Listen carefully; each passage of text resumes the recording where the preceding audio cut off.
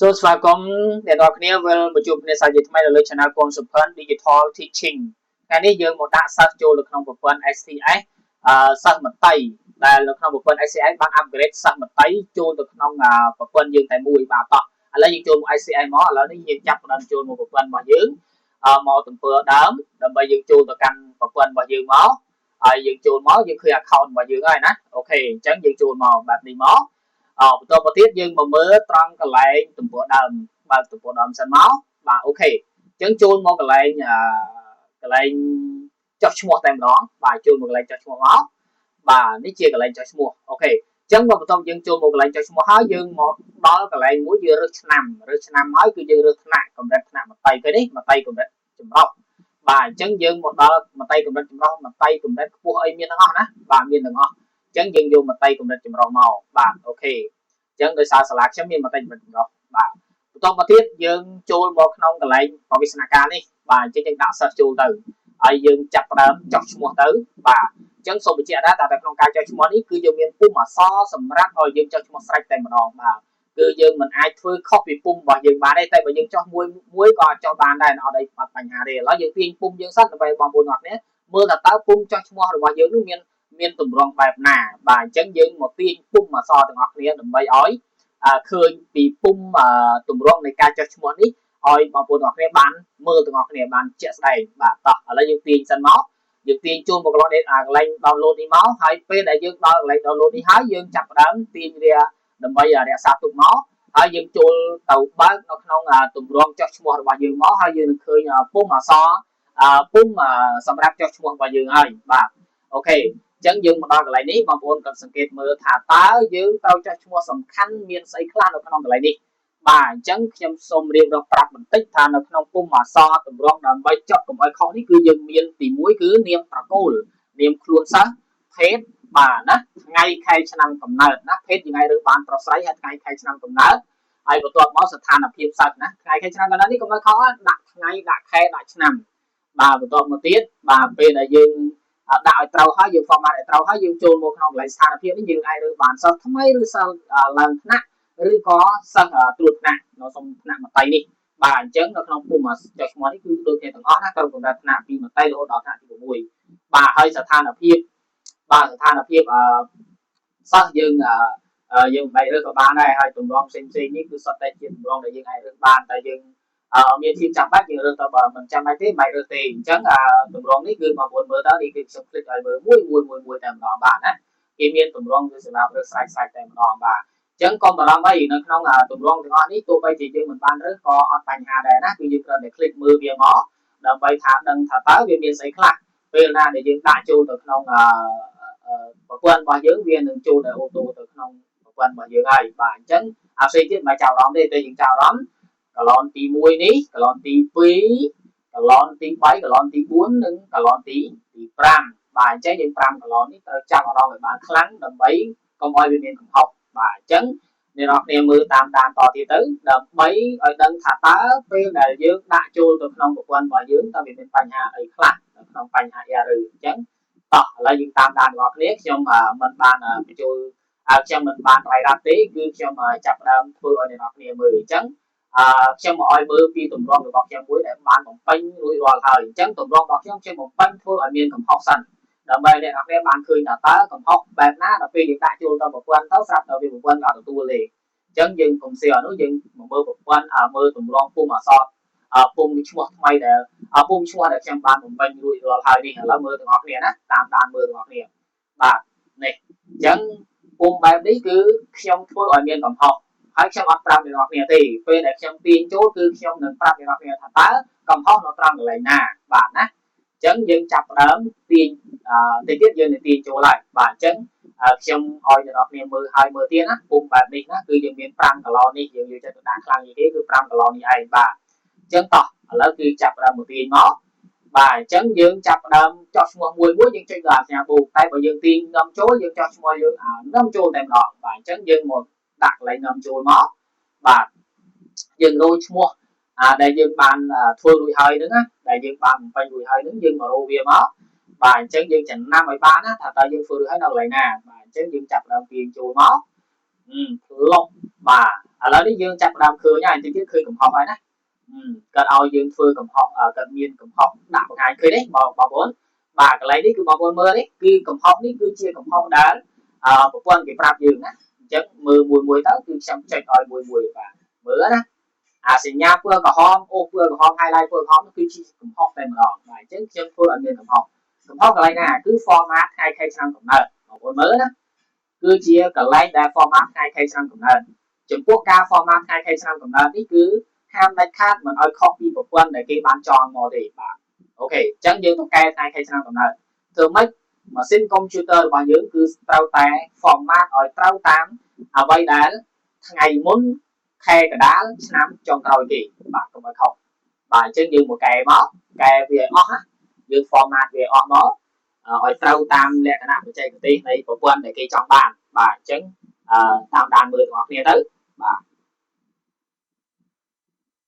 ខណៈពេលដែលខ្ញុំកែនេះគឺខ្ញុំអត់បាននិយាយទេគឺឲ្យបងប្អូនមើលតាមដានឲ្យច្បាស់ហើយតិចទៀតយើងនឹងទៅចូល format ជាមួយនឹងកុំព្យូទ័រតែម្ដងបាទឃើញទេកាលណាយើង format បែបនេះអត់រត់ទេដោយសារអីនៅតាមប្រព័ន្ធកុំព្យូទ័ររបស់យើងវាអត់បាន format បាទឃើញទេឃើញវាអត់ទៅទេអញ្ចឹងយើងត្រៀមទៅ format ជាមួយនឹងប្រព័ន្ធកុំព្យូទ័ររបស់យើងសិនណាវាអត់រត់ទៅទេណាអត់រត់ទៅទេមើលឲ្យហើយណាអត់រត់ទៅទេបាទអញ្ចឹងចូលទៅ format លើប្រព័ន្ធកុំព្យូទ័រណាបាទ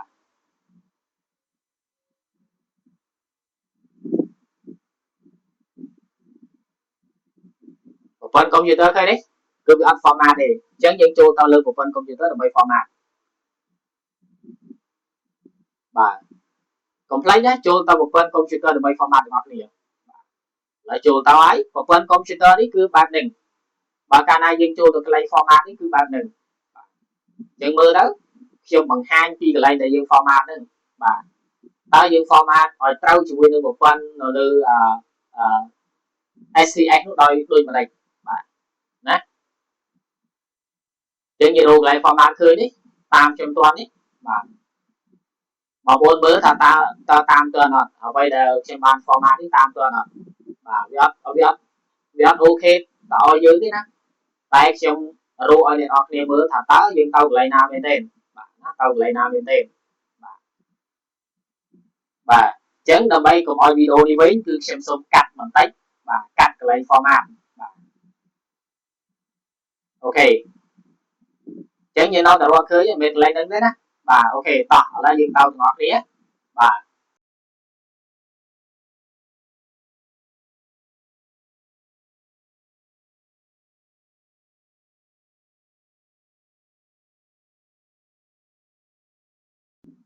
តោះបងប្អូនឥឡូវយើងចូលមកកន្លែង format ឲ្យបានត្រឹមត្រូវទៅតើកន្លែងណាដែលជាកន្លែង format ត្រឹមត្រូវរបស់យើង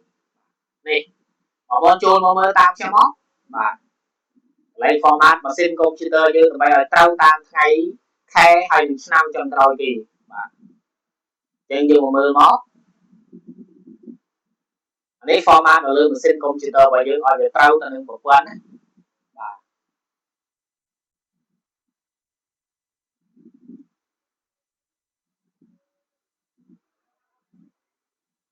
ឃើញទេកាលណាយើង format នៅលើម៉ាស៊ីនកុំព្យូទ័រយើងហើយគឺបែបហ្នឹងណាបែបហ្នឹងបាទវារត់អូតូមកបែបហ្នឹងតែម្ដងបាទអញ្ចឹងកាលណារត់អូតូមកបែបហ្នឹងគឺអ្នកនរគ្នាត្រូវតែ format ឲ្យអស់បាទណា format ឲ្យអស់បាទយើង format ឲ្យអស់មក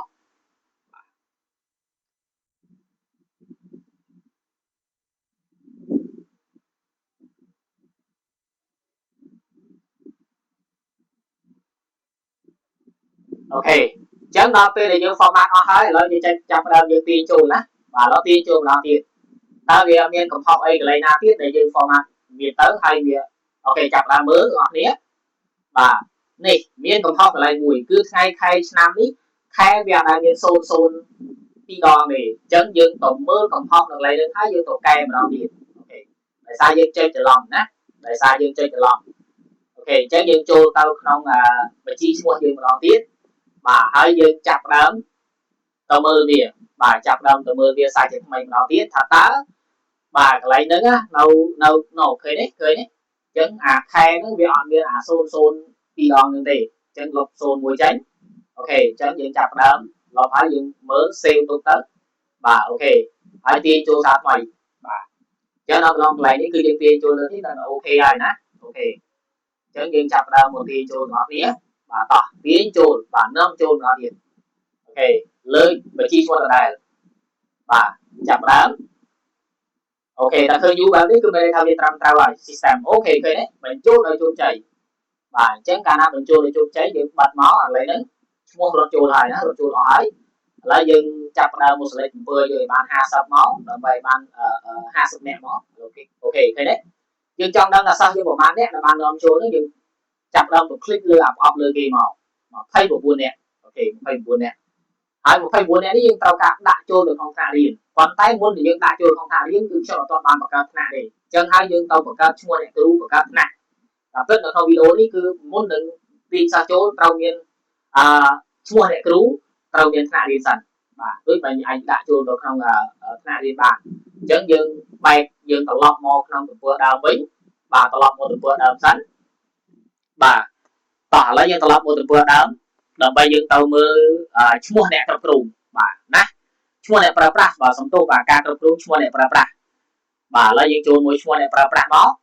បាទអត់ទាន់មានទេណាអត់ទាន់មានថ្នាក់បតីទេអត់ទាន់មានថ្នាក់បតីទេមានថាអ្នកគ្រូចាស់ដែលកាន់អញ្ចឹងខ្ញុំចង់បង្កើតថ្មីឲ្យមានថ្នាក់អ្នកគ្រូដែលគាត់កាន់បច្ចុប្បន្ននេះបាទអញ្ចឹងយើងចូលមកកន្លែងដូរនេះក៏អត់ដូរបានដែរអញ្ចឹងយើងមិនដូរទេឥឡូវយើងបង្កើតឈ្មោះអ្នកគ្រូថ្មីតែម្ដងបាទអ្នកគ្រូដែលកាន់ថ្នាក់បតីថ្មីហ្នឹងបាទអញ្ចឹងយើងចូលមកកន្លែងហ្នឹងមកបាទបង្កើតថ្មីអញ្ចឹងយើងចាប់ផ្ដើមដាក់ឈ្មោះគាត់មកបាទអូខេអញ្ចឹងគឺខ្ញុំមើលខ្ញុំបង្កើតបន្តិចទៅគឺខ្ញុំអាចនឹងបិទលេខទូរស័ព្ទរបស់អ្នកគ្រូបាទ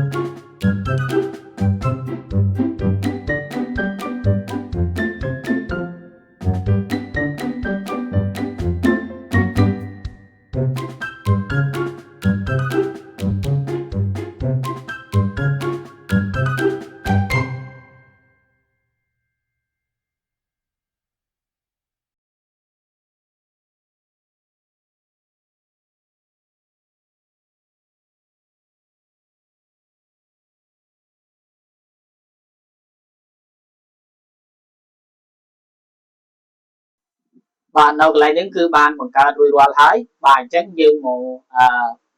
ដាក់គាត់ចូលថ្នាក់តែម្ដងបាទបង្កើតថ្នាក់ឲ្យគាត់ណាបាទបង្កើតថ្នាក់ឲ្យគាត់បង្កើតថ្មីមកយើងដាក់កម្រិតថ្នាក់មតីបាទណាឆ្នាំវិសាកម្រិតថ្នាក់មតីចម្រុះបាទមតីចម្រុះហើយយើងរើសមតីឈ្មោះអីឈ្មោះកអញ្ចឹងណាបាទមតីកបាទមតីចម្រុះកព្រោះយើងមានមួយថ្នាក់ហើយដាក់ឈ្មោះគ្រូចូលបាទណាហើយដំណើរការហើយលក្ខណៈពិសេសវត្តមានអីចឹងយើងដាក់មានដំណើរការធម្មតាមកហើយយើងចាប់ផ្ដើមបង្កើតហើយ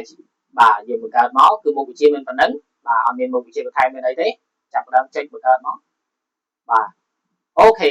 ផ្លេចមួយបាទផ្លេចចំណុចមួយគឺយើងត្រូវរើសកន្លែងហ្នឹងបាទអប់រំពិសេសអត់មានទេណាអញ្ចឹងយើងដាក់ថាអត់មាន បាទមិនមានអញ្ចឹងយើងចាប់ផ្ដើមបង្កើតមកអូខេអញ្ចឹងបង្កើតដោយបានជោគជ័យហើយមកតៃកម្រិតចម្រុះបាទអញ្ចឹងកាលណាយើងបង្កើតបានជោគជ័យអញ្ចឹងហើយយើងចាប់ផ្ដើមចូលមកក្នុងកន្លែងថ្នាក់រៀនរបស់យើងបាទកន្លែងចុះឈ្មោះរបស់យើងមកហើយដើម្បីយើងទាញសិស្សមកតៃនឹងរុញបញ្ចូលទៅកាន់ថ្នាក់គាត់តែម្ដងបាទអញ្ចឹងយើងចាប់ផ្ដើមរុញបញ្ចូលទៅកាន់ថ្នាក់គាត់ហើយអូខេអញ្ចឹងយើងរើសមកបាទនេះអញ្ចឹងយើងคลิกលើសិស្សឲ្យបាន50នាក់មកបាទណាអញ្ចឹងយើងចុចលើប្រអប់ខាងលើបាទចុចលើប្រអប់ខាងលើហើយយើងដាក់ចូលទៅក្នុងថ្នាក់រៀនបាទដាក់ចូលមកលើថ្នាក់ដែលបានបង្កើតនៅក្រោមបាទនៅក្រោមណាអូខេអញ្ចឹងដាក់មកតៃចម្រុះកបាទអញ្ចឹងកំណត់ឲ្យបាទលោកគេនេះចូលដោយជោគជ័យបាទណាអញ្ចឹងនៅក្នុងការដាក់សិស្សចូលនៅក្នុងថ្នាក់មន្ត្រីនៅក្នុងពេលនេះគឺបានបញ្ចប់សពគ្រប់ហើយអញ្ចឹងបងប្អូនកុំភ្លេចចុច Subscribe និងដាក់សញ្ញាកណ្ដឹងម្នាក់មួយដើម្បីទទួលបានវីដេអូថ្មីទាក់ទងនឹងប្រព័ន្ធ SCS ហើយនឹងប្រព័ន្ធដំណើរការនៃវិស័យអប់រំរបស់យើងជាបន្តទៀតបាទអរគុណច្រើនជួបគ្នានៅវីដេអូបន្ទាប់បាទ